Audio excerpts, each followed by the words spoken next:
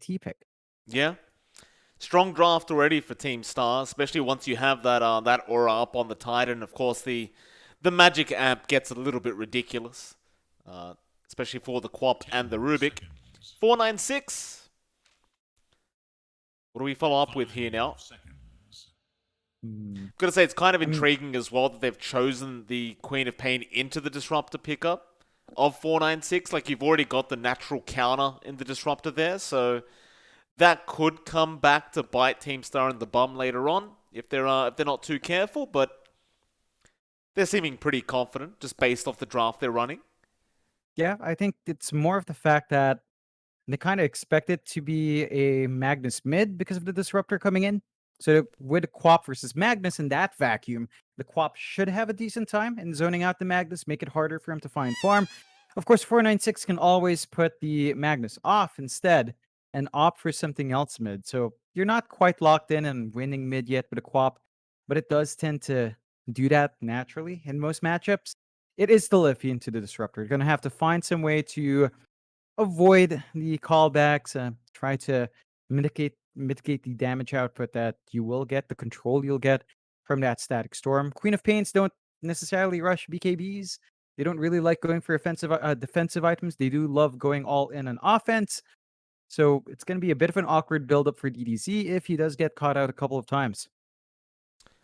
Well, 496, surprisingly enough, they're thinking quite heavily about this fourth pickup, and I was going to say earlier that 496 are one of the teams that really speed through their drafts quite quickly, but it looks like they are paying a lot of respect to Team Star for this game number one. Just being very careful about how they draft, and they do end up picking up the Mars. That should be the off-lane pick here for 496. No real crazy combos here, apart from maybe the Static Storm Mars, Arena of Blood, but apart from that, nothing to really combo in some kind of crazy fashion with the Mars. Still, though, overall, a lot of team fight and a lot of lockdown here for 496, and stuns are never a bad thing, John. If you get more stuns, I say why not? Yeah, you've got that spear arrow combo at the least. We've seen a couple of teams kind of opt for, right? Like if you land one, you're probably gonna land the follow-up spell.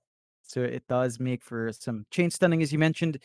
Um, really curious as to what they go for next year for 496. They need to go for that Magnus combo. They are running out of options. A lot of the big ones were banned out by Team Star. Have the option for say a Sven. We've seen the Sven into ET so many times. It has been effective just because Warcry counteracts the natural order amplification that does come in. So you have that option, and yeah, Team Star leave it in the pool. They do take out the Life Stealer instead. They could just go for a Sven here, 496, if they wanted to. What I am curious about is, we talk a lot about Bombi, right? For 496, he's not on his signature Phoenix. He's not on his signature this Wind Ranger. It is not even the Oracle as well, and they do go with a Jug. But I'm just not used to seeing Bombi on something like the Disruptor. I'm just so used to him playing those Oracles, those Phoenixes. 496 has been pretty disciplined in drafting him that, and it just doesn't happen this game. No, it does not. Team Star, their final pickup now. We do see the Jug come out, of course, for 496. Seen this before as well when you're up against the Rubik Tide is you'd like something like the Lifestealer that does have the inbuilt rage to deal with all the harass and minus damage that you're going to have through the Fade Bolt and Anchor Smash. The Jug does at least have the spin, so you can kind of mitigate that kind of nerf to your damage on the Jug, and it does make you feel quite a bit safer as well when you consider how much Disable Team Star have with their current draft. So it's a nice Jug pickup for sure for 496. Team Star, they are lacking their own position 1, and options have been running a little bit low now. What do you want here? Mind you, you are going to be dealing with a mag Jug, so it's not like the Jug's going to be farming slow at all. It is going to be quite a fast farming Jug.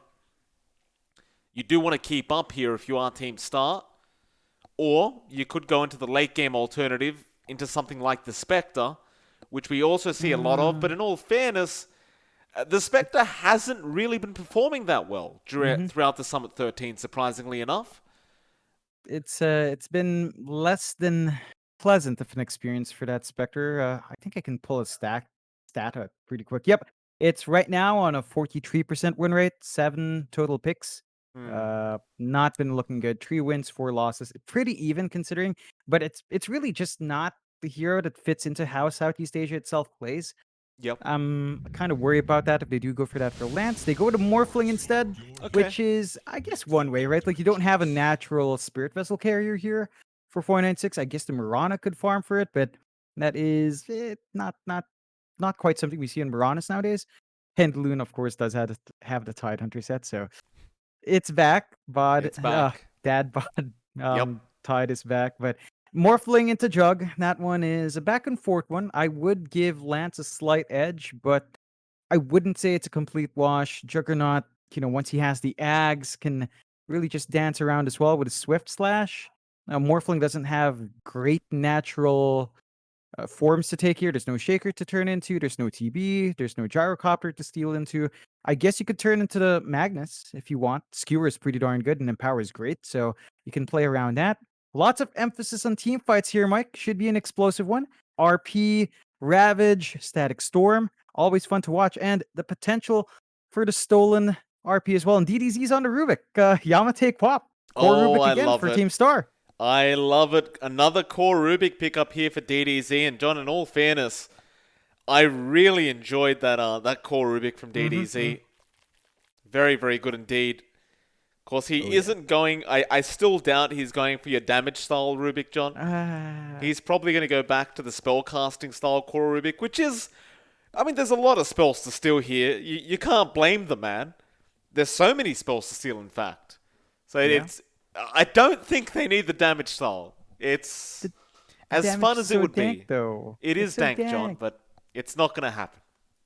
But you can't get scared of a Rubik until you see it rush like a Daedalus at the end game. I've seen it.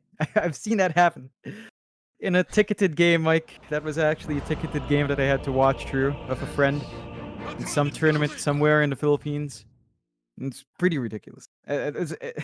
I want to see it again. That's all I'm saying. It's like, I know DDZ's smarter than that, but I'm hoping he's not. Just turn off the brain a bit, DDZ. Listen to your heart. You know it to be true, DDZ. 50 base damage, stealing the hero damage, minus 4-second cooldown. Don't tell me that doesn't shout right click to you, because it does. It does, John, but he is a smarter player than that, John. He's not like us.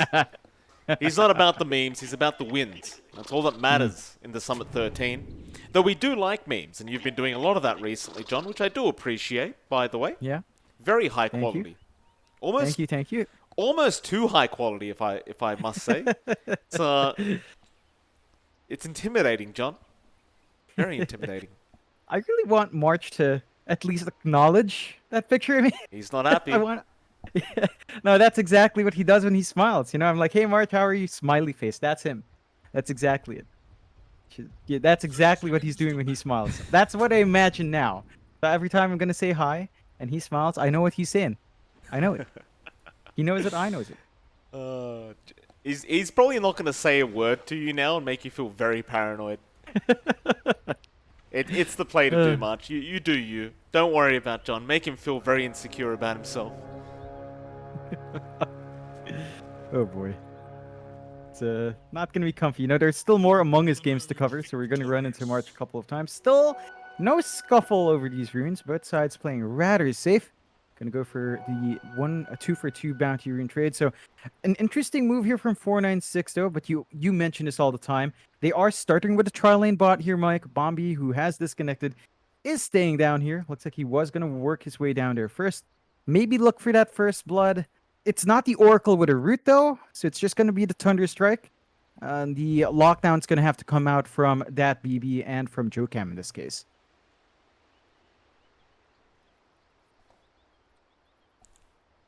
Sorry, John, I was just having a sip of my Monster. Very nice. No problem. You got to do it, You do.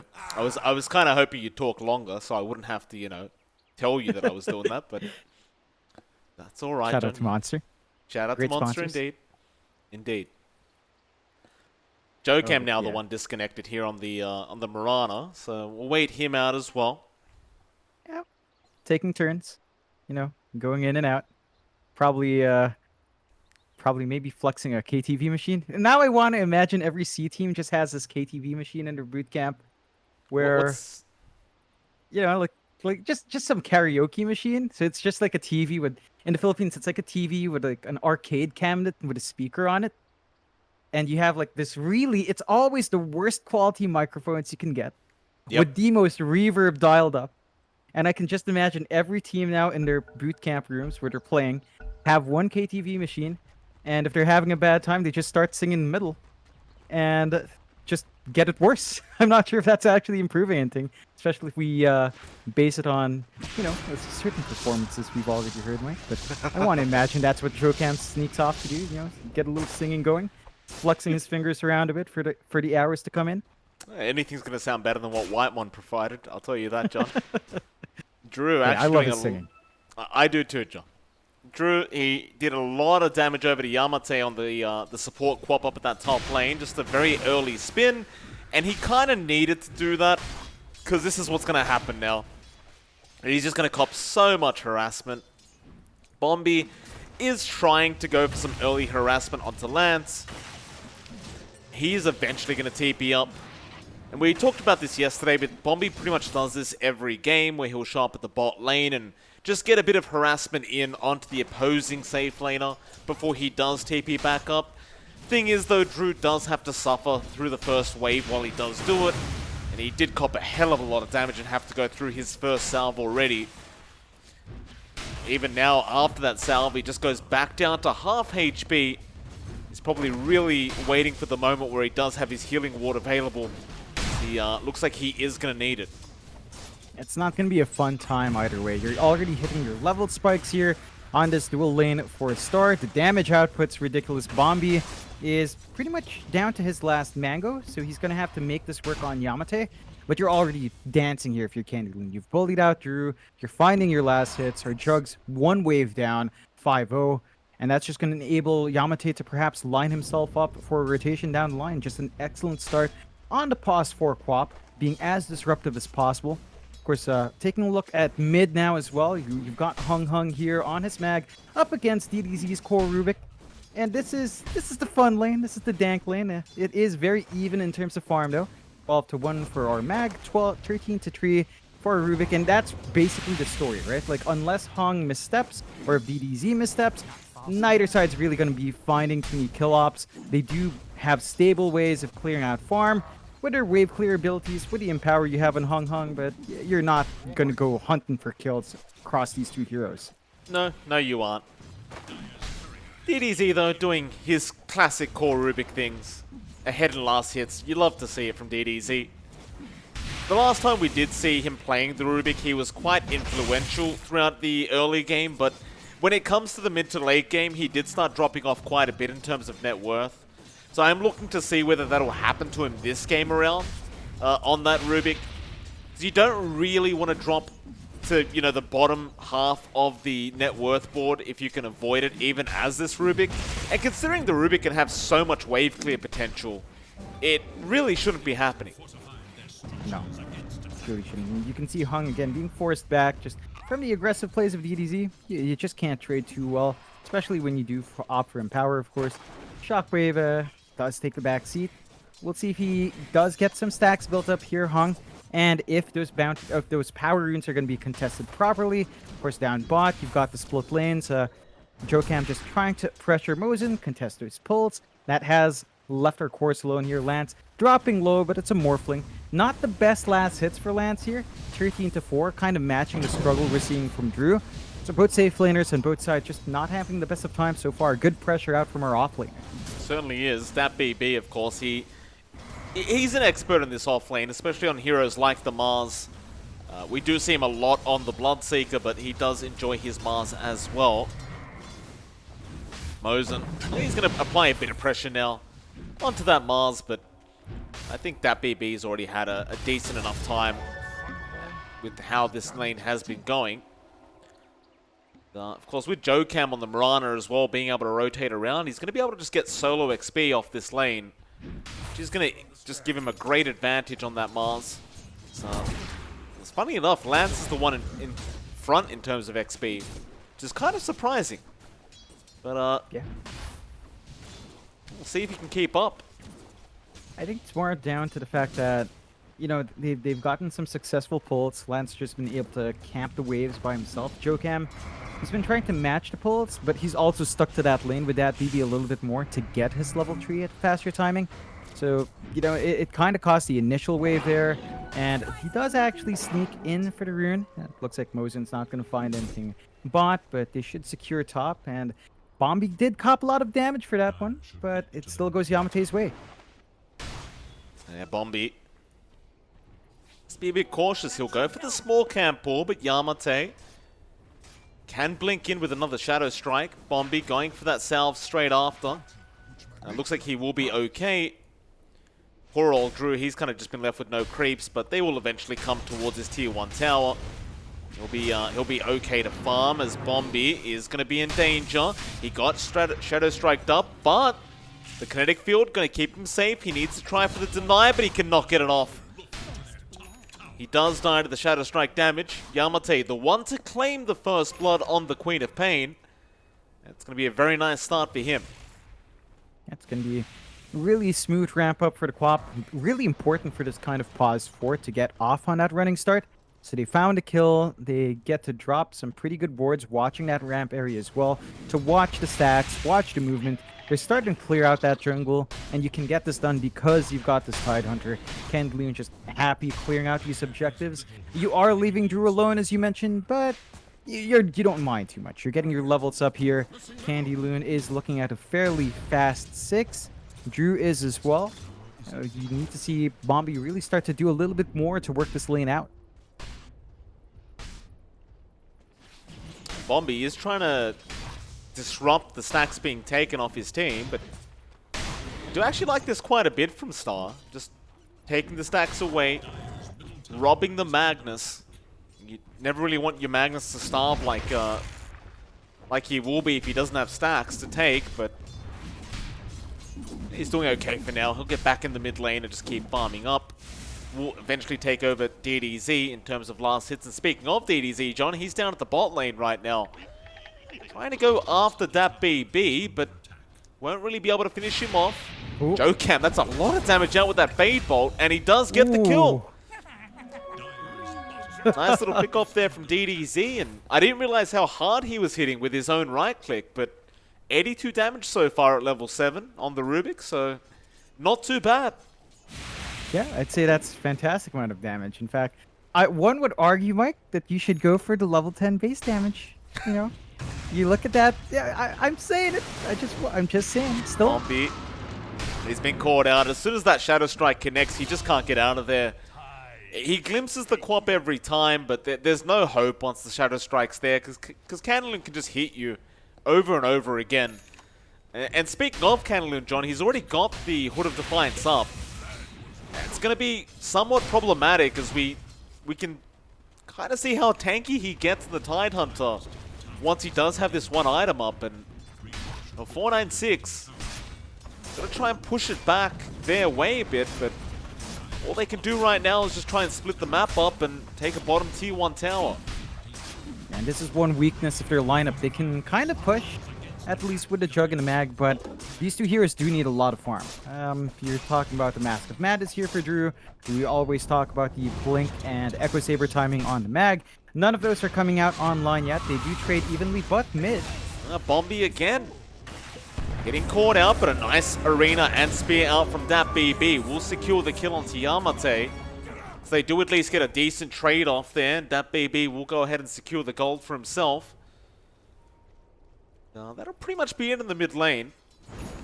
So the rest of Team Star have just backed off, back to their own respective lanes. Seems to be the standard kind of just buy as much time for Lance as possible. So Morphling just tends to be uncontrollable once you get into the later stages of the game. Definitely does, and you know, I was thinking about it a bit. Yeah, I said there's no natural combinations for the Morphling to turn into here. If he does go Ags on Lance and you turn into the ET, we've seen this a couple of times. You get the Ags upgraded Astral Spirit, you have a free BKB on a relatively low cooldown. So that is one way for Lance to kind of leverage that if he does want to opt for an Ags build. Of course, I think we're more than likely going to see maybe a Manta into shotgun or just Yasha into shotgun here for Lance, depending on how often he wants to fight. But it's now a possibility for him. Always nice to have that free spell immunity, and that will make it so much harder for 496 to lock him in. They're really relying on Bombi at the moment to at least get that lockdown. You're not going to see that Blink Echo on Hung anytime soon, and I think if it's going to be the Ags Rush, it's going to be pretty potent. I do agree with you on that, actually. It's there's a lot of spells that he can use with the Morph that are going to be very, very, very good with the Ags. We'll see what he does decide to do. Arena, mid lane, is going to catch out the older Titan, Mosin. It's going to be okay as Yamate does jump in, but the Sonic Wave is going to be out on that BB. Yamate not going to be able to chase any further, and that should be okay to walk out of there. They did end up killing off Mosin. That BB, he's going to be fine. Ravage does not connect. He does manage to skewer away. And now DDZ needs to get out of there, but a glimpse is going to be out from Bombi to bring him back. He tries to skewer away. It is not going to be good enough. The kinetic build will hold him in, and Drew will give him the Omni Slash, take him out. And that is a very, very bad team fight for the side of Team Star. It doesn't line up the way they want to. They blow one of their biggest spells, no Ravage up. And that's one thing you have to remember. There is a travel time to those tentacles. Hung just runs, gets out of dodge right in the nick of time, and all of a sudden, 496 have the slight net worth advantage. They've bought out the space here for Drew. The Empower plays are coming through. For our Jug is going to be the Manta into Diffusal Rush, so very old school Jug, and there's just not too much space that Star's getting out. They're still trying to throw bodies towards that mid-tier 1, but there's just no progress being made here. I do like this though, right? Like, just not having to go for that Battle Fury build up on Drew. It just feels like it slows the Jug down so much having to build that Battle Fury.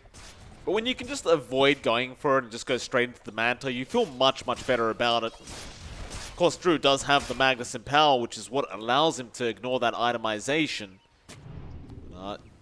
Makes me feel a lot more confident about this Jug. Yeah.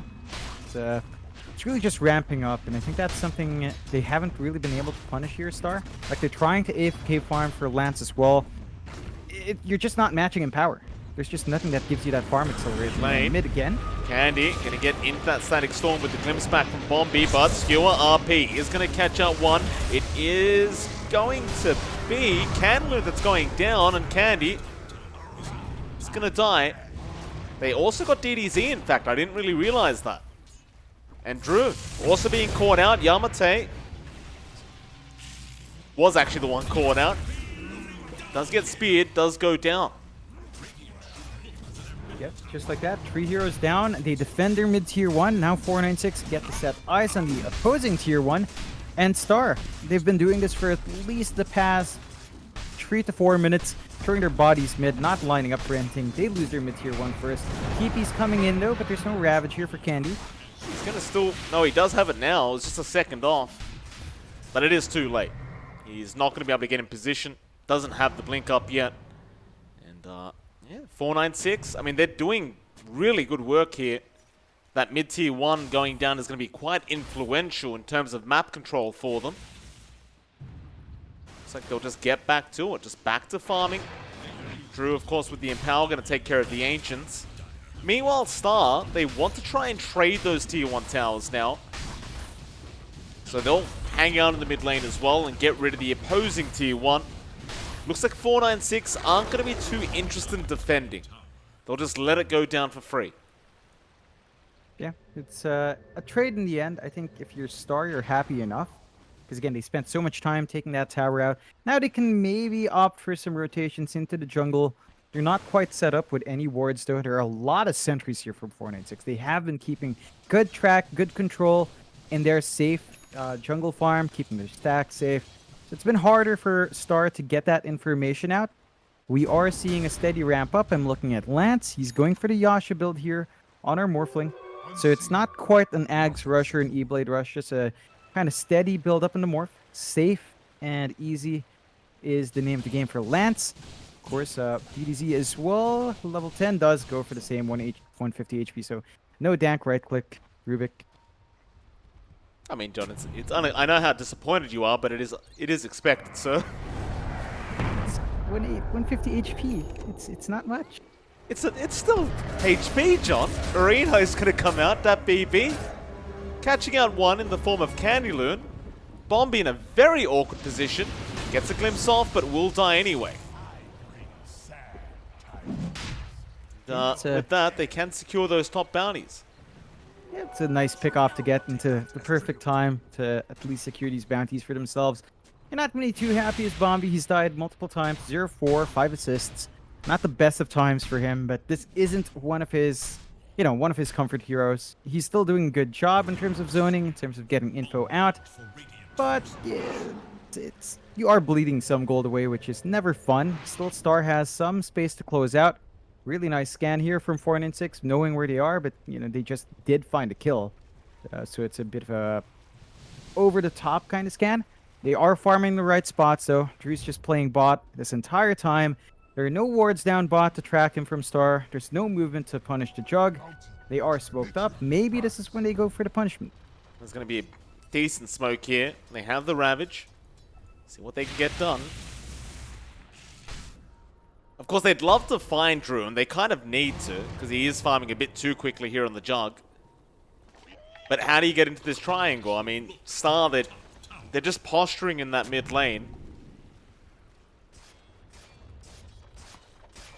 And Drew does show himself now, but looks like they're not really going to be able to do much. The smoke wears off, they'll back out. 496, I mean, that BB is running at Mosen as we speak, but it looks like he hasn't spotted him out. Instead, that BB going to go up towards the north. Yeah, may find somebody as Bombi is going to get stomped. Does have help around him though, and it seems as though Team Star are well aware that this could be a dangerous team fight to take. They are going to back off once again. 496 will take over the Radiant Triangle. They'll eventually back off as well. So both teams just really not sure if they want to take the team fight or not. 496, I mean, they might just force it here by trying to take this Roshan. Team Star definitely don't want to let this go down for free. And they get the vision out for the Astral Spirit. That's one advantage the ET gives them. So it's going to be a hard one for 496 to take freely. Gonna have to dance a bit more back and forth. They do all have their spells up, so it could be a very scary team fight for either side. Yeah, they just give up on their ambitions for Roche for now. Still maintaining that 2k lead in 496, but the space made here has allowed Lance to at least climb to number 2. So Morphling still making good strides here into that Manta style. I mean, he is. It does feel a bit slow, gotta say, from Lance. Like, the problem is, John, once he has the Manta, it's not like he's gonna be a powerhouse. It's a much more defensive item these days, if anything, right? So you're gonna need something after that to really try and get involved here in these team fights. Just with this empowered Jug, it just seems so much quicker. And he's about to have his own Manta up. Once his Manta's there, he's got a Diffusal Blade on top of that. I'd start getting a little bit worried if I was Team Star. It is a reason for concern. Just going to have a little bit more running on Drew compared to that Morph. They need to find those pickoffs. We've been talking about it with this lineup. If not the pickoffs in the team fights, because they do have those big spells, it's just that they are worried about playing into 496's game plan. They need to have some confidence, though. Like, you're giving 496 a superior farm, as you mentioned. Even the farm here on Hung, he's already set. Blink Dagger and Echo Saber done on the Mag. So they can start looking for plays there. They do have this Blink up on DDZ. So this should allow Star to find better angles here, get some better spells to steal, and get work done from there. But again, this time spent farming is just not very efficient. The lead just keeps going for 496. We're not even seeing any kills, but they are just that much more efficient. And you mentioned it, but Empower is just a hard spell to play against. It is. Manta up on Drew. They have the Blink now available on Candyloon at least, so you do have that kind of mobility and initiation that they were looking for on this Tide. Problem is 496 are the ones that have smoked up. I believe Team Star are the ones who want to be aggressive. DDZ gonna avoid the gank that was coming in, but JoeCam does get the Yules off into the arrow. You don't want to lose this core Rubik like this, but they do. And now it's back into the Roshan pit. They know they have the advantage without that core Rubik around. You do have that Blink Ravage. You might just need to force this team fight.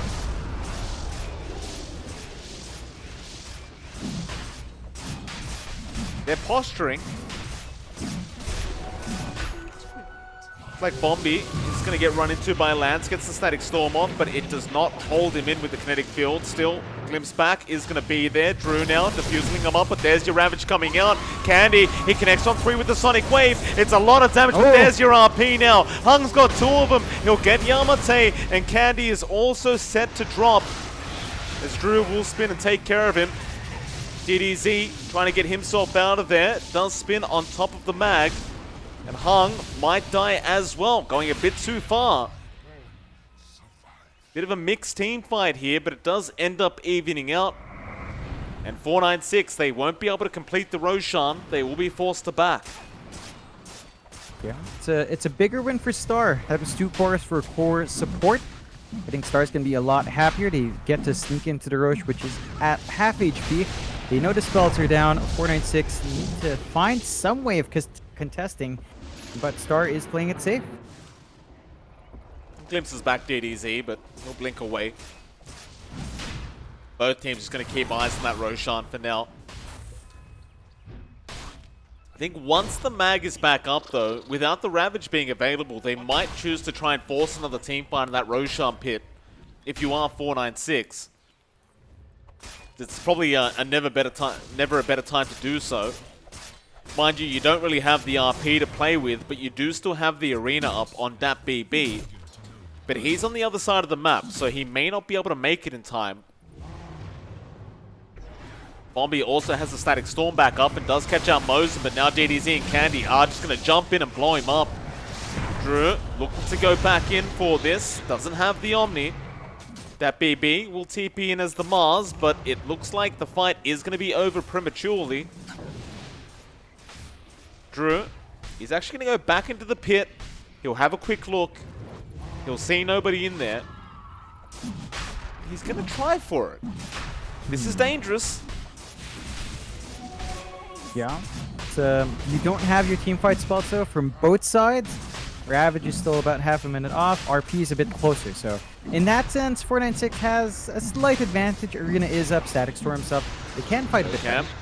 Gets the Yules. Arrow is taken by DDZ with a great spin, but there's your RP coming up. The Sonic Wave is there from Yamate. The Static Storm's been dropped with the arena. It's a real mess in this mid-river, but who wins this one out? The Omni was bouncing through Drew. He does kill off Candy. A lot of buybacks have come out from Team Star.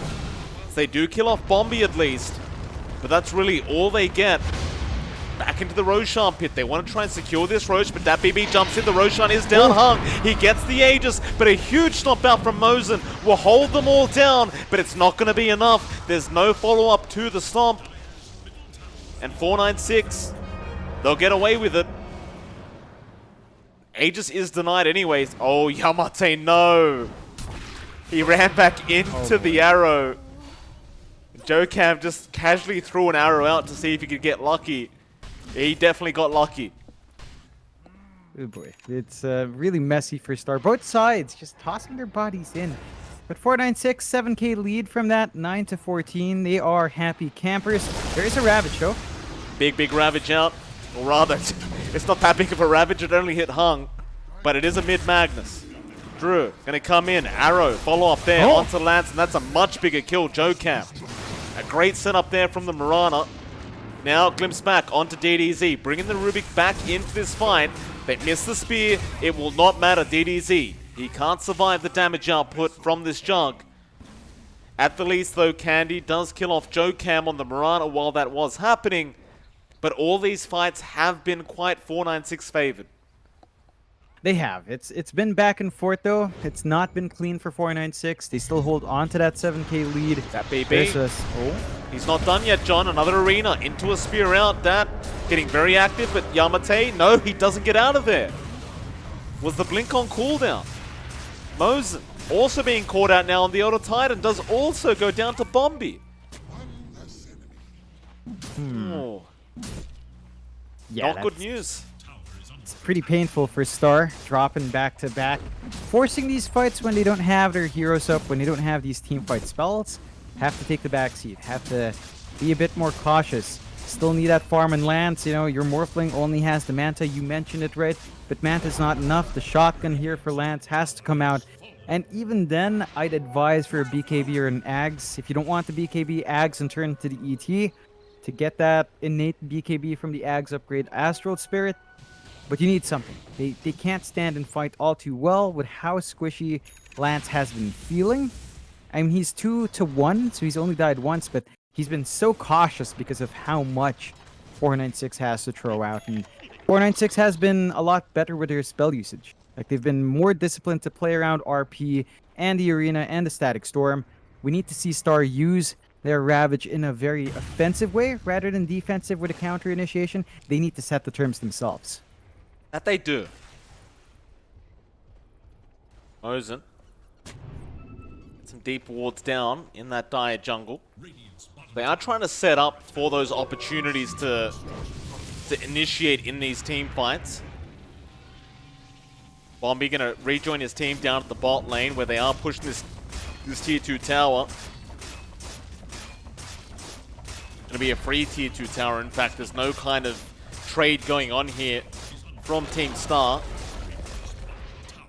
Back bot lane, Yamate.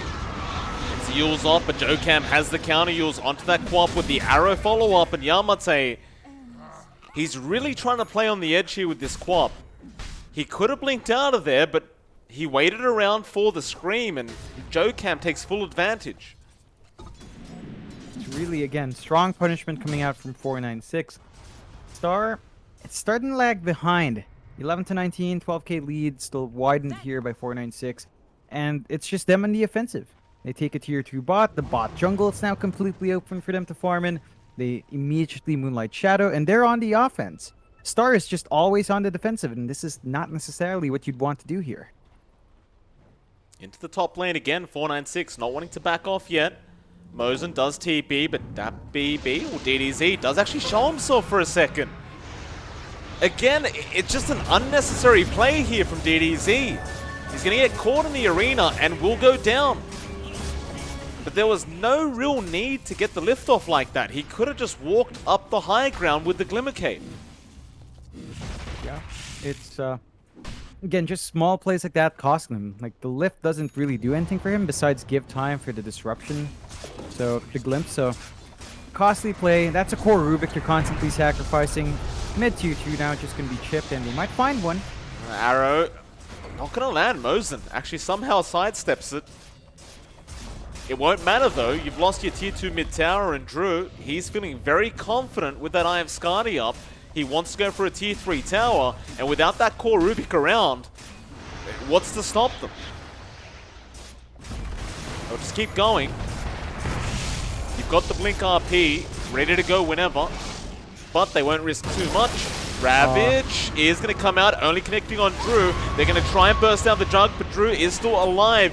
Barely, but is still there. Lance, meanwhile, dies in the Static Storm. Mosin goes down. There's an RP in the background. They got DDZ on the Rubik.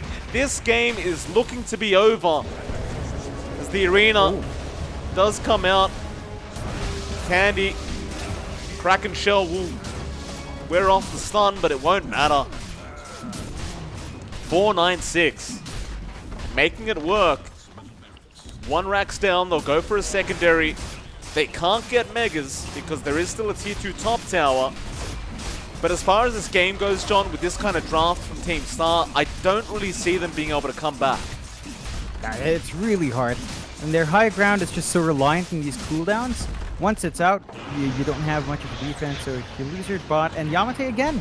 He's caught out. Just a bit slow on the blinks today. Or Jokam's just been... Oh, Jokam's been really quick on the Yules. There you have it, 21k net worth lead. And you look at the net worth difference between Lance and Drew, and it's just about 8k worth of a difference. which is kind of insane. It really is. It's just been too much. Even Drew, he's gonna finish up his Ags now. So Swift Slash is in play. If you thought you were safe from Omni, this is just the second spike for the Jug, and we're not seeing anything here from the Morph yet. It's just kind of falling apart. Like, yeah, they had a good start. DDZ was winning out mid in such a big way again. But there was no follow-up this time, and they're gonna have to find a way to make their high ground defense work. That BB. Yules is there on Lance. Arrow. Not going to connect, but they got the glimpse off into the Static Storm. No. He does man to dodge the glimpse. Lance, a very nice play. At least they do waste the Static Storm. Yeah, optimistic from 496 to depend on Bombi. They knew the Manta was there for a while now. And just give it a little bit more props there to Lance. He knows how to dodge it. And just press that button. Now it's their time to smoke up. They know those big spells are down. Ravage is about 10 seconds off. This could be Star's fight to take now. Should be. Well, they need to take some kind of fight. They can't just allow themselves to just get high grounded like they've been by 496. Now, smoke broken on Mose, and Hung knows they're around there somewhere. He might get a huge RP off here. They're going to try and rush for the Jug. Ravage was committed, but Drew, he's surviving through the damage output. They don't have it, and now Hung gets in for a massive RP into the kinetic field, into the skewer. DDZ's gone. This game's over. Oh, boy. Yeah, that's one way to close out. Big stall points coming out for Hung at the end. Big RP onto 4. Taking it out, and Star, I love seeing the core Rubik. It's a very different draft from them. They closed out with a Morph. They had some potency down the line with, say, Morph Ags here with ET. The shotgun came out too late. They were playing a farm game against that Magnus, against the Jug with Empower. We saw them kind of take over the jungle early on. I thought they'd maintain that momentum. That was the right play that they never really maintained. And just giving that space out. I mean, you're fighting Jug Magnus. Like, you can't expect to play a farming game and win against that. With that, John, we are going to move into the second game, and we'll get to see if Team Star are going to alter their draft or alter their playstyle a bit, as 496 obviously not playing games today. And they are well and truly on their way to taking a 2-0 victory if they can keep up this kind of performance. With that, it is MLP Dota and johnxfire. We're about 10 minutes away from that second game. We'll see you all again very soon. By the way, John, we have got Cat Jam back because we are in BTS1, so we'll get back to cat jamming while we're in the break. We'll see you soon.